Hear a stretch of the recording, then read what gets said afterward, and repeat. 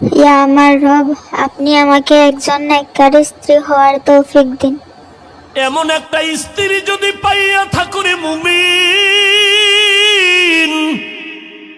তুমি বাইরে বাইরে কষ্ট করবা, তোমার স্ত্রী ঘরে বসে নামাজ পড়বে, যায় নামাজ বিছাইয়া দোয়া করবে, জান্নাতের বাগান তুমি পেয়েছো।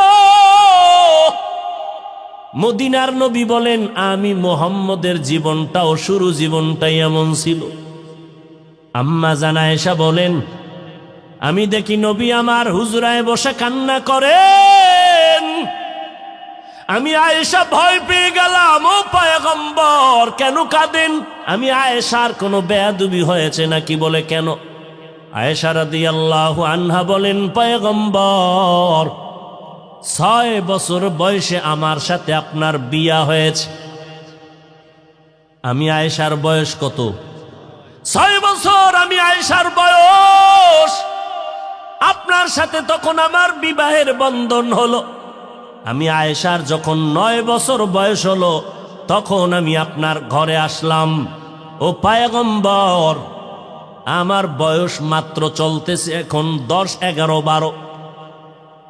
আম্মা জান আয়েশার 6 বছরে বিয়া, 9 বছরে নবীর ঘরে আসলেন।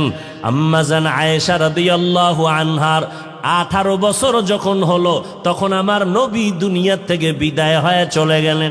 আর আমার এলাকায় আমার বোনের বয়স 20-25 হইয়াও যায়, আর বড় বিয়ার খবর নাই। আর আম্মা জানের সাথে নবীর বিয়া হইল কয় বছরে?